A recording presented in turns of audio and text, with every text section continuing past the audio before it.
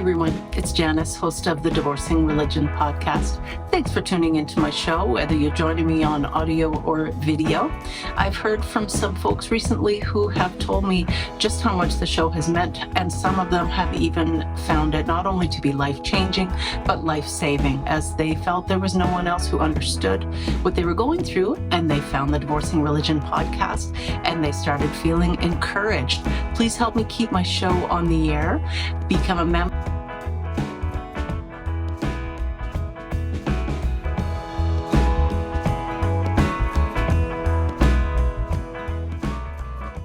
Hi, everyone. Welcome to the Divorcing Religion podcast. I'm your host, Janice Selby.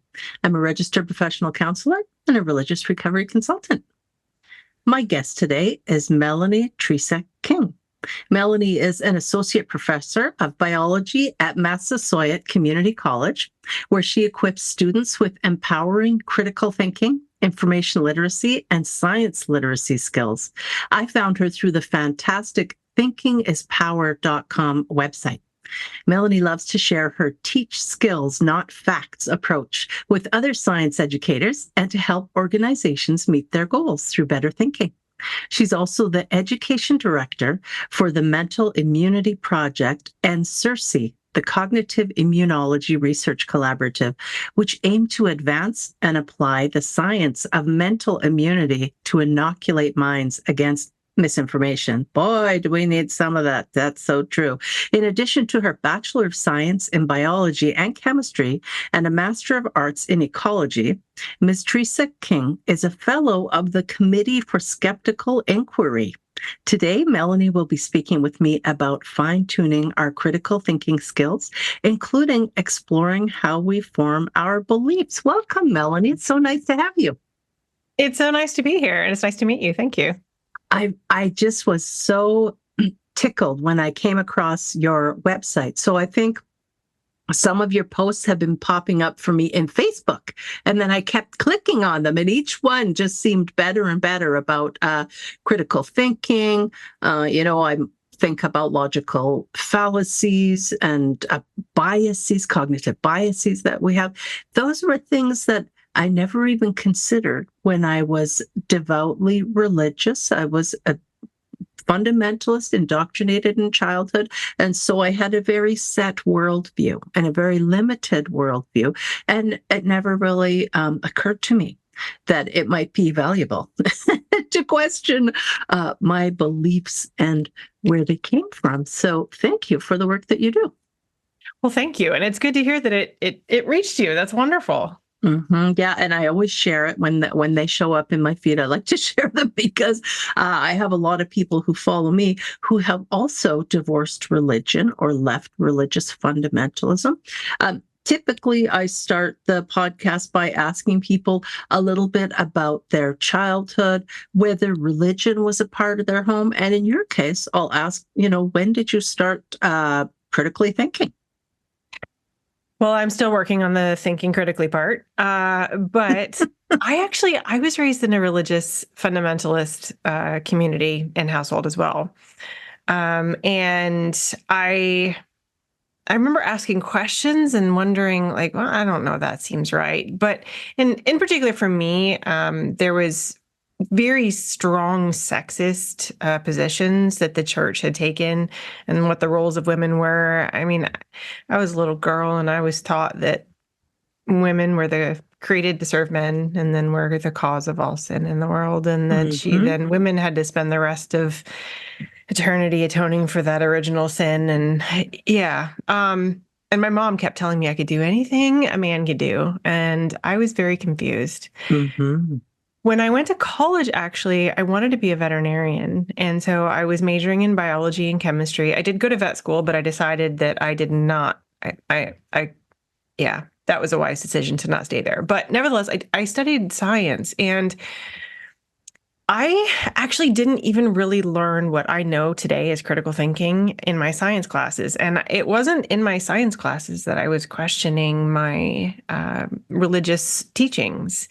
That was actually in world civilization. I remember the professor talking about the ancient river civilizations and the different kinds of gods that they had and how they mirrored the kinds of environmental conditions in the different areas, and how they would create gods that were based on their environmental conditions and their needs and so on. And I remember sitting in the chair, my memory is probably flawed, but I remember sitting in the chair in class going, whoa, wait a minute. God didn't create man, man made God. And wow, did that make sense? Wow. Ding, ding, ding. That is such a huge, shocking paradigm shift when we encounter other people who are educated, more educated than we are. We're there so that they can teach us things. And we have a level of trust for them as our teachers that they're going to be teaching us accurately. And then they expose us to this shocking notion that God didn't actually create man. Man created gods, many gods. And I'm sorry to say, your own God is no different, is also a creation.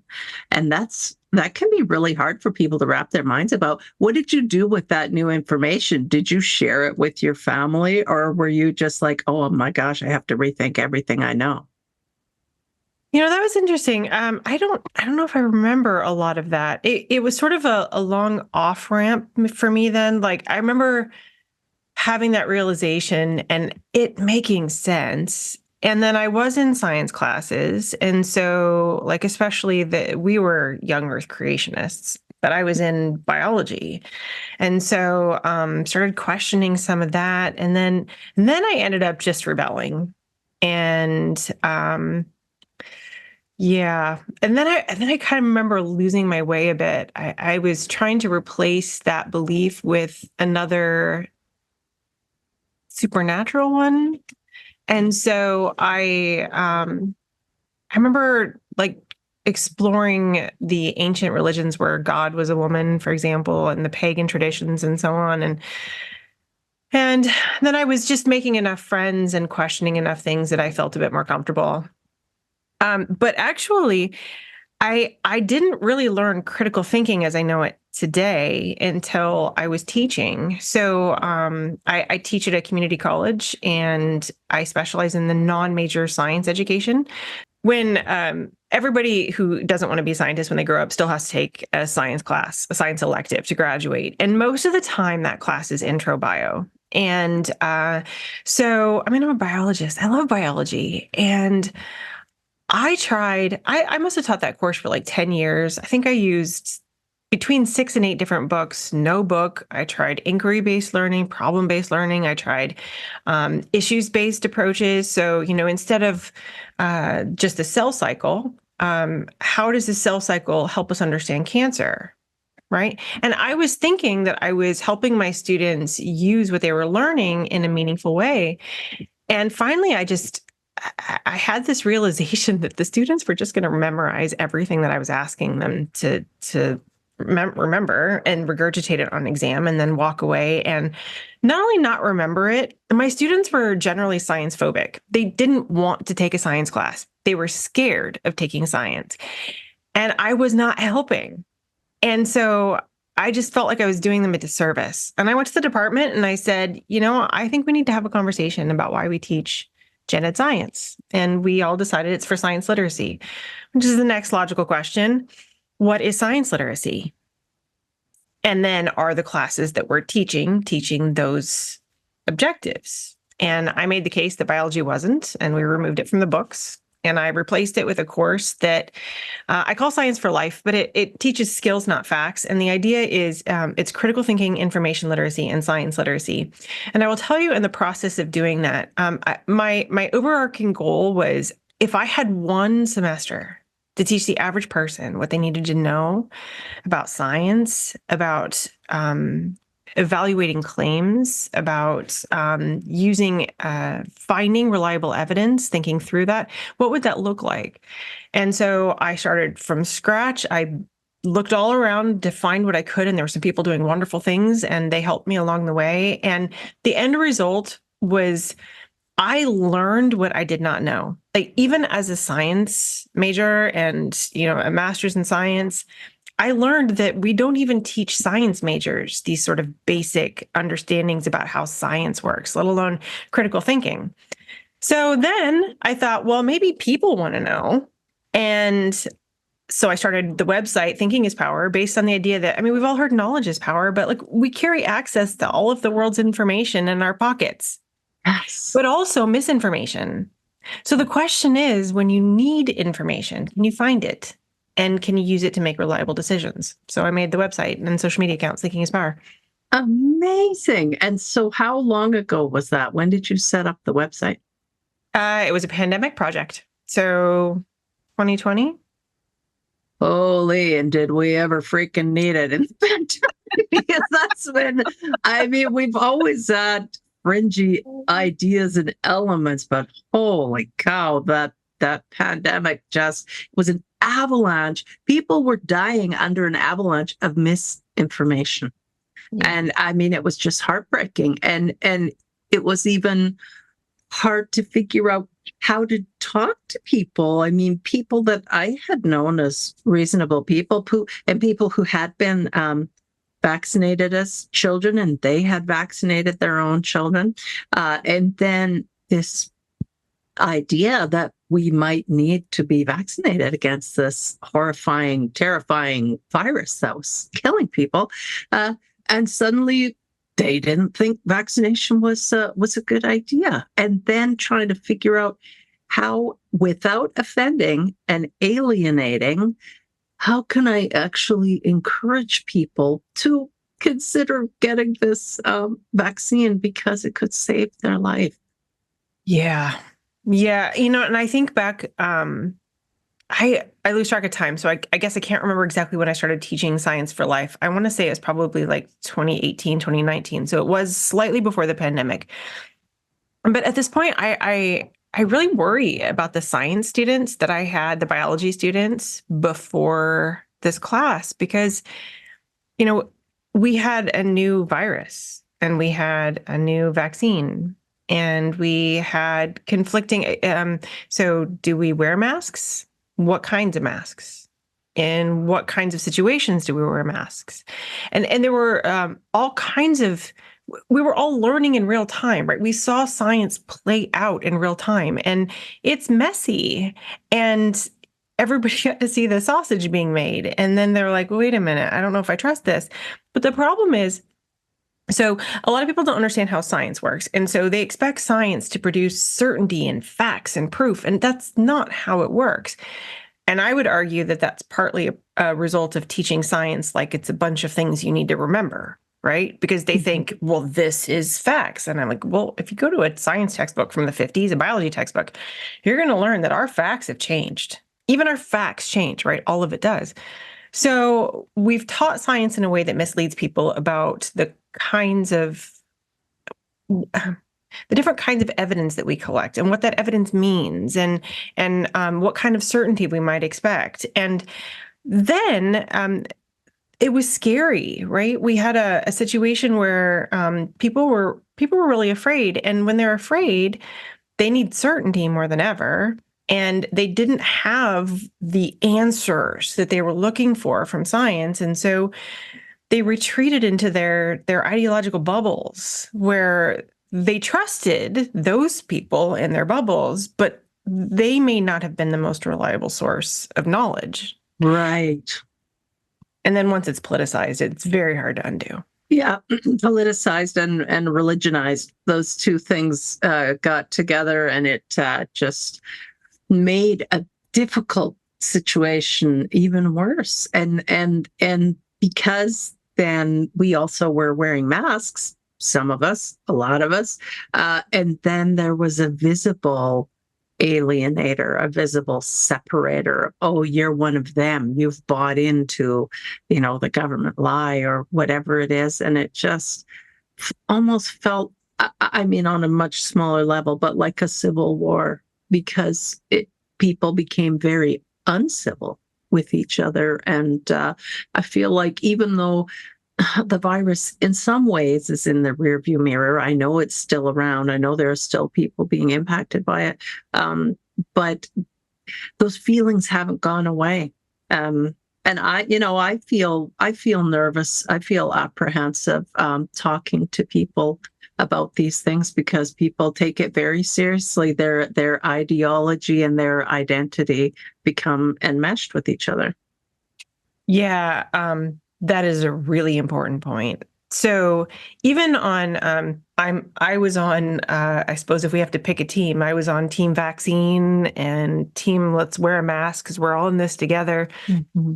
But the problem is once you put us in teams, if there's an us, then there's a them. And with as much as I think that, well, I spent a lot of time on social media.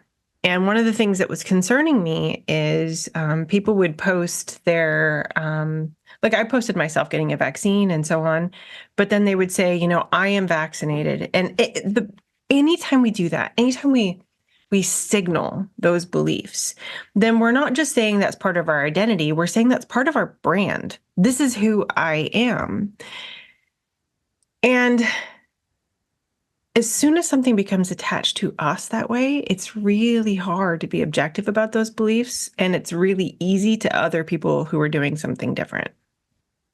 That's so true. Yeah. Oh my gosh, that is very true. And I mean, even social media itself can be so unforgiving. Like it's a good servant, but a poor master. And during the time of COVID, people became even more deeply entrenched in social media because they couldn't get together with people in real life. So then social media kind of stepped in and filled that role. And there was such a proliferation of misinformation and finger pointing and name calling. And no, the government didn't get it right because the government hadn't really been through this before, at least not in kind of recent memory, not since we've had social media. I mean, polio was way, back in the 40s and 50s, say, before we had social media.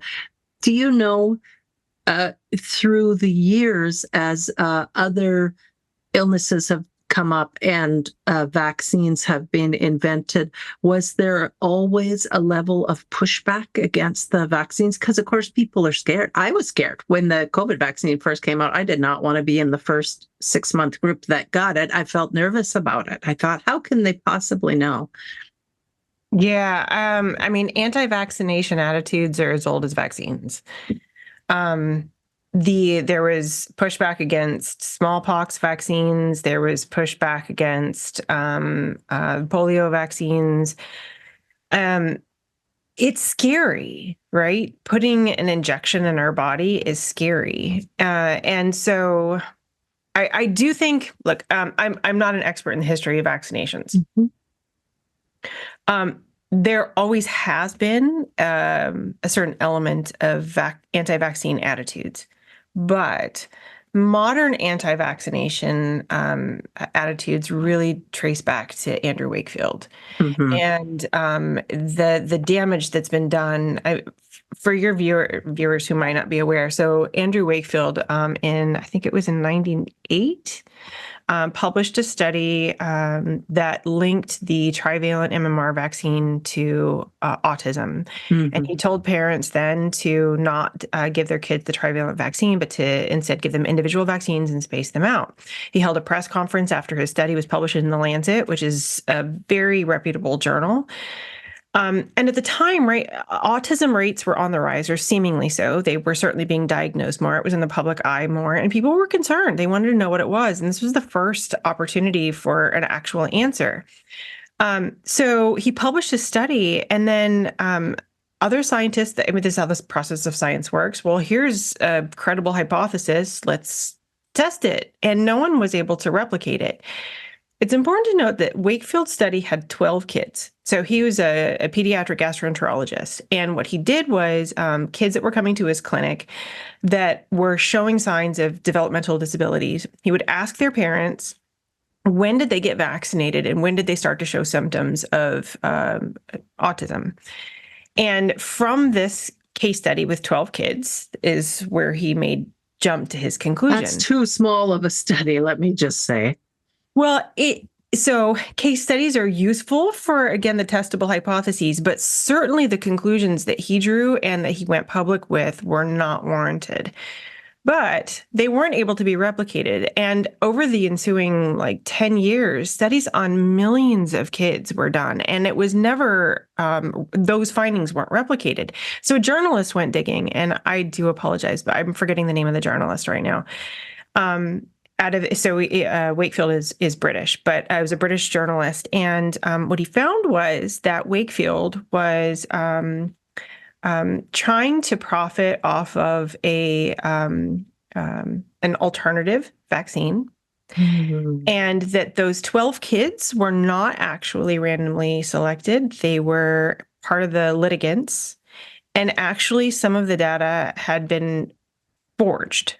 Whoa. So he committed the F word in science as a career killer, right? So he lost his medical license in the UK. The study was retracted. It took 12 years, something like that, a very long time. The damage was done. Mm-hmm. Wakefield to this day still goes around the United States and Europe telling parents not to vaccinate their kids. Oh. He was part of the Vaxxed documentary with Right. We got the air quotes going there if you're just listening in. Documentary. No. Robert De Niro. He pulls in Hollywood celebrities to help him spread this message. But our modern anti-vaccination attitudes can really be traced back to this single study with 12 kids that was fraudulent for him to make money. Mm-hmm. And it is just, honestly, in my mind, that is criminal. Mm-hmm. However, it is important to note that people who have fallen for that are victims of disinformation. Yes. And so everyone wants what's best for their kids. Parents who are choosing not to vaccinate their kids aren't doing so because they want to, stick it to the libs, or they're, don't like vaccinations. They just want what's best for their kids, and they have been conned. Mm-hmm. Yes. And my concern right now is that we see measles is on the rise again. And we know the measles vaccine is very, very effective because for decades it's been effective at keeping measles largely at bay. And now as parents are refusing to vaccinate their kids against measles, now we see the rise, and it's a terrible illness. It can have very terrible consequences, and it's completely preventable with the vaccine. Vaccinations are in some fundamental way victims of their own success. Yes. What we've done is gotten to a point where we are so privileged in our ability to think that we can avoid these these diseases, that we've forgotten why we have the luxury of not having to deal with these illnesses. Mm-hmm. That's so true. Gosh, that makes me think of being a therapist. Your ultimate goal is to work yourself out of a job because your clients eventually get to the point where they feel strong enough to fly solo. But yes, so as far as vaccines go, that's an interesting thing to consider. So then, can you talk a little bit about how our beliefs develop? So we know it's easy for us to become victims of misinformation, especially in a day and age when we're inundated with information, because it's on our computer, it's on our phone, it's on the TV, it's everywhere. And most of us maybe don't quite know how to ferret through and determine what's factual and what's fiction. Yeah, this is a really good question. So I think we should start with what a belief is. Yeah. So a belief is anything you think is true. There are lots of different definitions for it, but I think this one is the simplest and most useful. It doesn't have to be true. You could have good reasons for it or not, but it doesn't matter. If it's something that you accept as true, then it is one of your beliefs. We act on our beliefs. Right. So it's important to note that our beliefs form the basis of how we think the world works. And that's then what we use to make decisions. And we like to think of ourselves as really rational people, right? Open-minded. Yep. Well, I mean, look, my beliefs are all evidence-based. I know they're actually true. Like I wouldn't believe in things that aren't true, right? And I believe in things that are true because I have followed the evidence like a critical thinker would. And for all of that is rubbish. That's not how most of it works. Most of the time, what happens is we form beliefs through either our personal experiences or through received wisdom. Both of those are flawed, right? But I could say, I know ghosts are real because I saw one. Right. I have a ghost story, right? I could tell you I Right. know ghosts are real because I saw one. Right. I know now it wasn't a ghost. I could say I know homeopathy works because I tried it and I felt better. Or I could say, well, I have heard that vaccines cause autism, right? So all of these are coming from either my experiences or people that I trust. And so all of that swims like in a background of trust. Have you heard the phrase post-truth? Oh, I think so. It was, I think it was one of the words of the year, like in the mid-teens. So it's this idea that Americans are kind of past even caring what truth is. It was around those same time as like alternative facts and whatever. Like we're in a post-truth society. Nobody really even cares what's true anymore. I actually disagree with that. I think that we actually do care what's true. Like none of us are going to say, yeah, I believe in things that are completely crap. They're going to say, well, my beliefs are true. You're wrong, of course, if you disagree with me. I would say it's more post-trust than post-truth. In that what's happened is we have gone further and further into our ideological bunkers where people tell us, confirm to us what we already think about the world is true.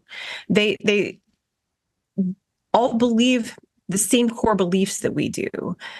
They're on our team. The other is the one that's wrong. And so we think we believe in what's true, but actually what we're doing is we're trusting sources that don't necessarily deserve our trust. And importantly, we've lost trust in reliable sources. And that is not by accident.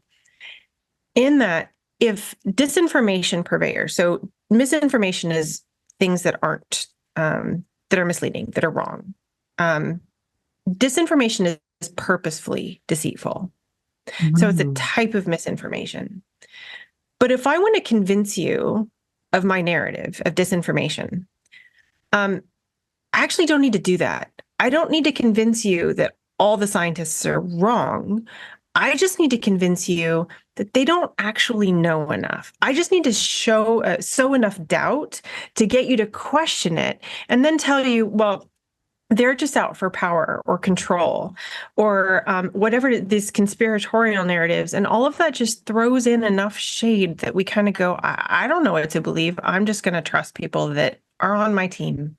Wow. It sounds like defense lawyers, or it sounds like lawyers. Oh my gosh. Wow. Oh, what can we do? So what happens then? I mean, if people just kind of have to sow enough doubt, how do we determine who is a trustworthy and credible source for information? Yeah, I honestly think this is one of the bigger problems we face. Like if we disagree on the facts or the evidence, we can have a conversation over that, right? I can show you my evidence, you can show me yours, and hopefully we can work together to try to sort it out. But what disinformation is doing is breaking apart the fabric of trust in reliable sources of knowledge production, things like scientific communities or evidence-based journalism or government agencies, right? There is obviously, these are all human institutions and there can be people within them that don't play by the rules and are out for their own personal gain. But all these systems are also set up to have checks and balances. So ultimately, the process itself is what's trustworthy, the overall community, not individuals within it. So that disinformation has to convince you not to trust that. And once that trust is broken down, it's really hard to get back. Like, again, we could talk about our facts, but trying to get you to trust me again is a different beast altogether. And I wish I could solve this problem. I really don't. I don't know what the answer is. I know that for myself, like I'm an educator. I have no sway over how government agencies regulate various forms of disinformation. I don't have any sway over like Meta and how it tries to sort through misinformation. I've got lots of Meta stories, and they try supposedly, but they don't do a very good job. Or any of these big systemic issues. All I've got is trying to help the end user in this system try to think better for themselves so that they don't get fooled. Right, right. And where the distrust or the erosion of trust really comes into play with my demographic, people recovering from religious trauma, I see people who no longer trust doctors, trust science, and if they are deeply religious, they are now feeling the only person, the only one who can save them is a strong man. They have to then set up a strong man. They're not even interested in democracy anymore. We want a ruler. We want a dictator. We want someone who's strong because we think that's going to keep us safe. That is terrifying to me. And I don't know how to get through to those folks. And those aren't the people I work with. I work with their children and grandchildren who have left, but who are very concerned and see their families fracturing and splintering apart and wondering how can they even keep communicating. And you touched earlier on kind of things that we have in common. So every parent wants their child to be safe. That's like the basic desire and hope that we have. And so that's what I tell my clients. When our beliefs are no longer the same, we have to pivot and look at the values, shared values, and try and focus on that. Is there any way that you can maintain still talking with your parents and grandparents if you're talking about the grandkids, because they love the grandkids? And sometimes that's not possible because the conversation will be hijacked again and again. If the people are fundamentalists, that's their most important thing, is that everybody has to believe the same way they do. So there's not an easy fix. Is there a way that we can kind of protect ourselves? Like, what's the best way that we can protect ourselves against misinformation? Yeah. Oh my goodness. There's a lot in there, and there's some sad things in there too, and a lot that I relate to. Protecting ourselves against misinformation, I think, starts with we need to understand why we fall for misinformation. All of us can be fooled by misinformation. It's just that we're vulnerable to different kinds of misinformation. So the three biggest reasons that we fall for misinformation are when it confirms our biases. So if it supports how we already think the world works, then why would we question it, right? I mean, that makes sense. And honestly, questioning is harder than accepting. The mental pathways that go, wait, is that true? Let me ask, takes a lot more energy than just accepting it as true. And if it fits with how the world works, then why just don't even bother, right? The second reason is that when it appeals to our emotions, when it triggers us, I should say, emotionally, especially anger, fear, outrage. Honestly, even satire works in part because it appeals to some of our emotions. It makes us laugh, and it confirms how we think the world works. And then the third is when we hear it repeated. So our brain assumes ease of processing with truth. And so this is really a danger if you're in an echo chamber with other people who are sharing the same kinds of misinformation. So knowing what your biases are, your emotional triggers, practicing emotional skepticism, like, you know what, this really made me angry. I should probably stop and ask about that. You won't check if something is true. You won't even question if it's true if you don't have that part of your brain turned on and ready to go. So we need to know why we're vulnerable and be like, no one else is going to take this responsibility for us. We have to do it for ourselves. Talking to others is a whole nother level. Did you want to go there? Sure. Mm-hmm. So I will say, I will admit to being a bit of a hypocrite here, because there have been people in my family that I have had to cut out of my life. Mm-hmm. Same here. For my own mental health, my own sanity, and everybody needs to have their own boundaries. And yeah, you got to do what you got to do for you.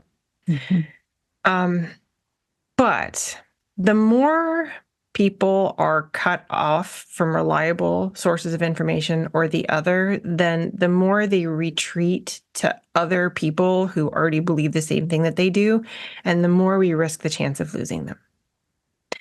So if you are willing to maintain that connection, start with, so one of my favorite things to help my students understand how their brain works and having conversations with others is the elephant and the rider analogy. Have you heard this? No, please tell us. So this is Jonathan Haidt's analogy, and I actually think it has Buddhist origins. But the idea is, imagine in your head, there's an elephant and then a rider on top of the elephant. So the rider is your part of your brain that you think of as you. It's the part that can think critically and can, evaluate evidence and right.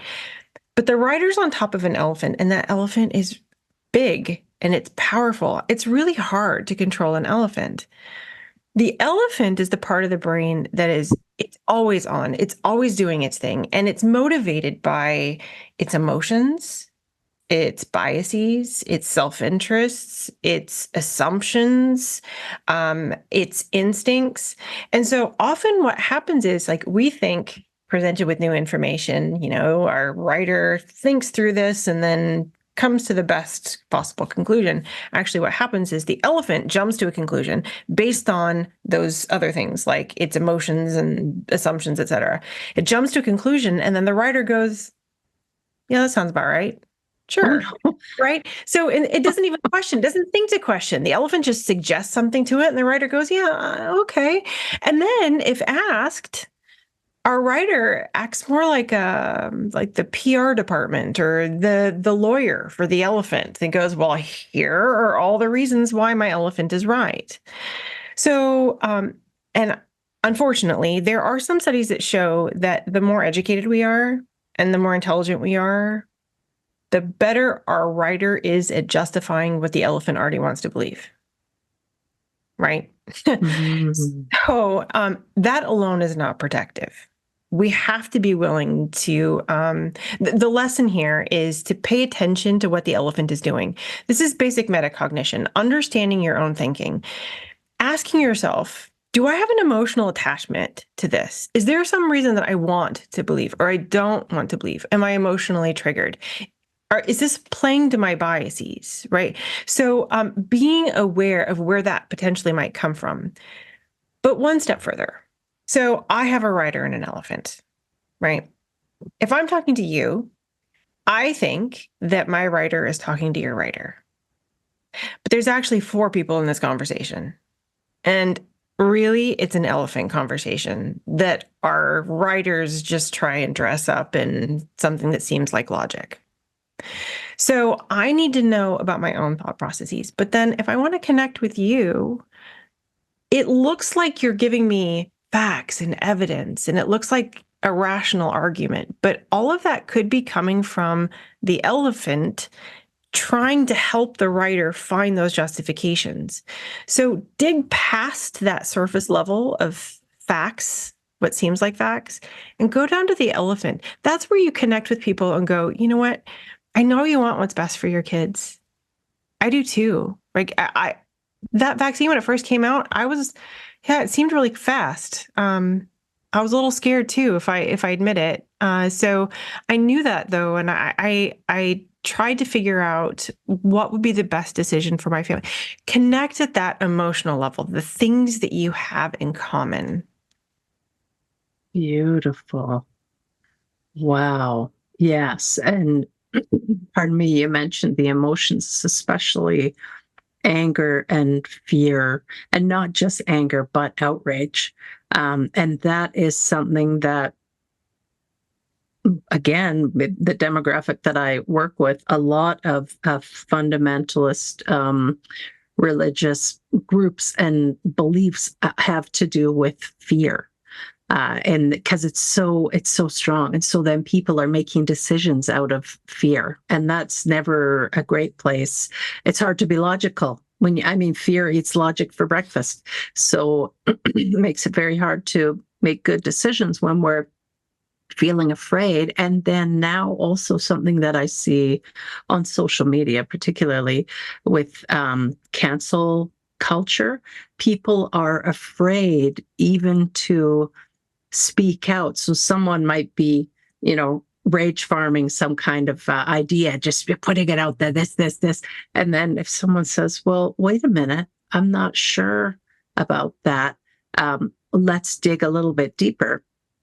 We don't even have the chance to do that, because all the people rushing to the defense of the rage farmer or whatever it is come clamoring down on top of us for having a question. And this wasn't the same issue prior to social media. So those of us who grew up before the age of social media, we're the ones that are more likely, I think, a lot of times to be asking the questions. But people can wield social media like a club to try and beat others into submission and into falling into line with the views that seem important to them. It's definitely the elephant is in charge there, and that can be a really uncomfortable position for people to be in. And we can't change other people's minds. We can't make people do or think or be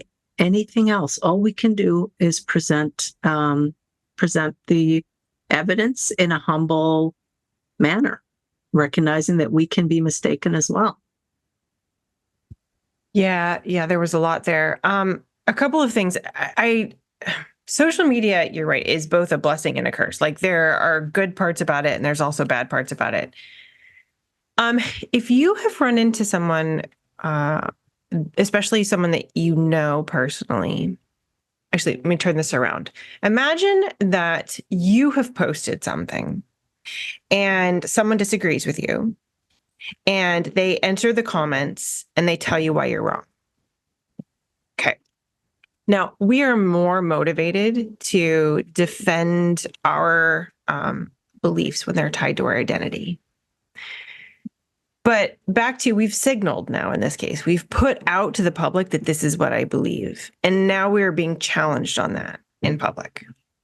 So instead of calling people out, I would suggest that people consider calling people in that, one of the ways this looks like for me, instead of putting it in the comments, message them privately and say, I see you posted this, and I just like to, enter this conversation with you. If it's okay with you, I would like to tell you maybe why I think you might want to consider this.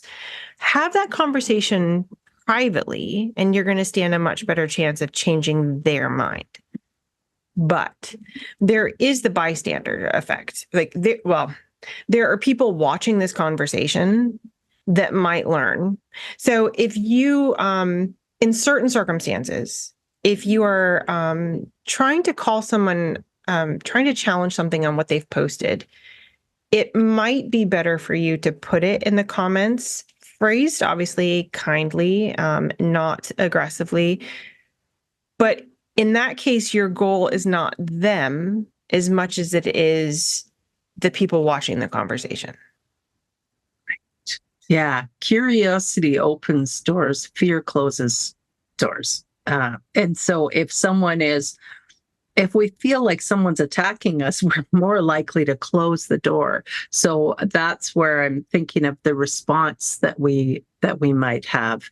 Let's be led by our curiosity. I remember memorizing a poem, I think when I was in grade 8. Too bad I can't remember the author, but it was about he drew a circle that shut me out, heretic rebel, a thing to flout. But love and I had the wit to win. We drew a circle that drew him in. Isn't that beautiful? Oh my God, that's beautiful. It's so profound. I'll have to Google when we're done. I thought it was from a book, maybe Light a Single Candle, but I'll try and find out the author of it. But that sounds very much in line with what you're saying of how to respond to people that have questions, and even how we can question. And it's hard, boy, oh boy, when your ire is up, when you're feeling irritated and outraged and angry, which seems to be a common feeling that a lot of us are living our day-to-day lives this way right now. We have to be extra measured in how we respond. And this goes for me too. I post a lot on social media, and sometimes people will come into my comments, and it's the lowest hanging fruit. They'll make a comment on my the way that I look, rather than anything that actually is an argument about what I was talking about. Oh yeah, I've been there. Yeah, it just happens, and I find it so bizarre because I just don't operate that way. That's not the way that I was raised, and it's not the way. I just don't comment on how people look. I'm interested in the content of their information, what they're posting about. And so, sometimes people are just, that's the way they are. That's the level they're going to be, approaching other people at. And I can't do anything about it. I don't have to engage with those people. Sometimes I will say, I'm curious as to why your response would be related to my physical appearance rather than the information that I've posted. Do you want to talk about it? But I don't always have the emotional bandwidth to deal with those sorts of things. So, like you mentioned earlier, I need to protect myself, and sometimes that's what the mute button is for, or the block button. But then, other people are missing out on the opportunity to see how we would respond to those folks. But you have to take care of yourself. Oh, you're muted. Sorry. The ad hominem fallacy is when somebody attacks the arguer as opposed to the argument. And it's generally a sign of a lack of a good argument. So I would take that as a win, actually. Like, they don't actually have substantive response to what I've said. Mm-hmm. Mm-hmm. So they're just going to attack my appearance instead. Be like, you know what? If you had something better, you would have given it to me, but you didn't. So right. Yes. Wow. And it's all tied in, of course, these days with our politics as well. And I'm in Canada, and you're, I think, in the United States. And you guys sneeze and we catch cold over here. Whatever's going on over there is going to go on over here eventually, and is often happening over here on a smaller scale anyway. So yeah, I recognize that this is a particularly exhausting time in history that we are living through, as we're having to combat not only disinformation, but also then the egos that get caught up as the ideology and identity become enmeshed with each other. And then you and I already talked a little bit about, sometimes you have to close that door for your own safety, your own mental health. If you can keep it open, just being kind and curious, asking questions and allowing them to respectfully ask questions with us. It's okay to insist that things remain respectful and polite, even with people that we're close to, if not especially with those people. And you never know, one day down the road, that person, the light might actually come on for them, and you might be the only person that they feel safe to come to and say, oh, I don't actually believe this anymore, but now I've said so much publicly, or I've converted other people to my belief system, and I don't know what to do about it. So we can sometimes be the person, the safe person for them. Yeah. If I might tell one of my favorite stories in social psychology, that I give a presentation on why facts don't change our minds. And I use this story to illustrate the point. So in 1954, there was a woman named Dorothy Martin outside of Chicago. She was a housewife and a psychic. And her medium was automatic handwriting. And one day she woke up and she was receiving a message from Sananda, who is Jesus living on the planet Clarion. And Sananda, or Jesus, told Dorothy to gather other seekers to hear the messages from the Guardians. And so she did, and a group formed around her. One day over the summer, she got a message that the world was going to be destroyed in a global flood on December 21st that year. And a psychologist named Leon Festinger, who is probably one of the most important psychologists of the 20th century, was reading his morning paper over his coffee and saw this in the newspaper and thought, I wonder what will happen on December 22nd. Mm-hmm. The world didn't end, right? So he had his fellow psychologists infiltrate the group over the next several months to see what happened. And the result is this book called When Prophecy Fails, and it's absolutely brilliant. But over the course of the next several months, you see the group become more and more insular. Like, so they thought the world was going to end, right? In a flood, and the aliens were going to come in their flying saucer and save them.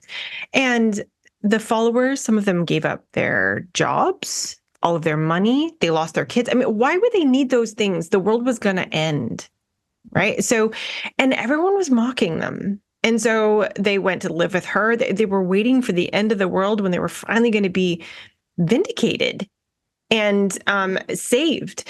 And so, series of false starts. But on December, 21st, 22nd, when the world didn't end, they couldn't.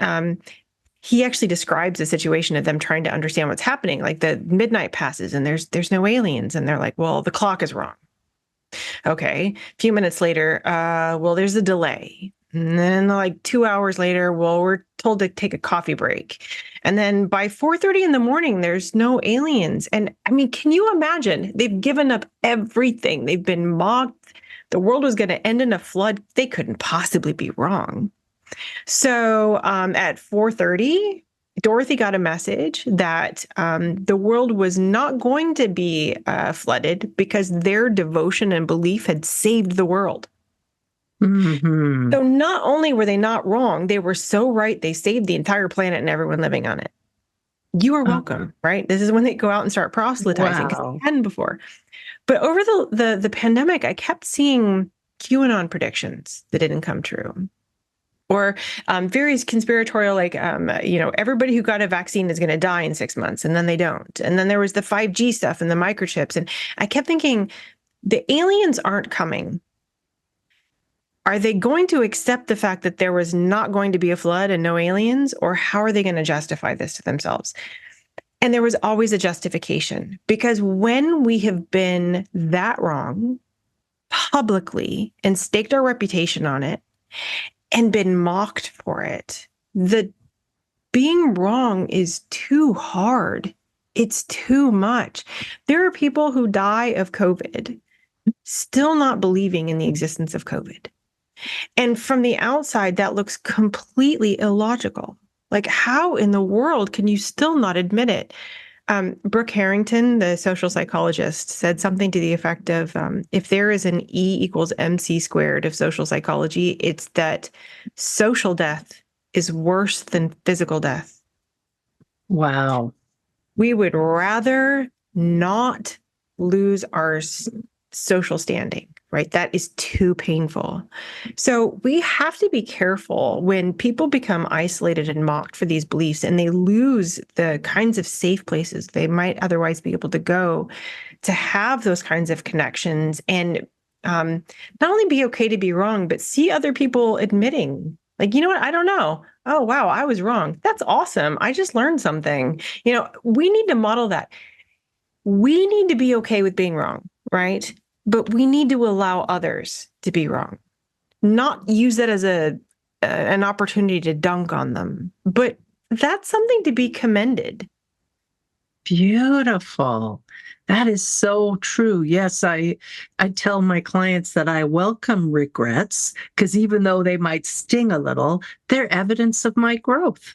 I don't think the same way that I thought when I did that thing. I kind of wish I hadn't done. And so, yeah, it can feel, kind of embarrassing, but mainly, hey, it's a marker of my growth. And so I need to be compassionate with myself in that instance. And I also need to show compassion for others who have regrets because they have made some whopper mistakes. It's that old thing, when we know better, we do better. There's some truth to that. This has been such a delightful and interesting conversation with you, Melanie. How can people find you? So my website, Thinking is Power, has a mini course in critical thinking, information literacy, and science literacy. So please come there and check that out. If you're an educator, there's a page for educators with assignments and so on. I'm on Facebook. It's my biggest social media site. I try to post something at least once a day. I'm trying the other social platforms as well, and a YouTube channel. So I'd really appreciate the love on those kinds of channels. And all of my social platforms are at Thinking Powers. At Thinking Powers. Beautiful. Wow. Terrific. Melanie Trecek-King, it's just been such a pleasure. I hope that we get to talk again. I'd love to have you speak at the conference on religious trauma, and so you and I can discuss that. I would love that. And it's been a pleasure. Thank you so much. Thank you. Thanks, everyone, for tuning in. Please take care. We'll see you again soon.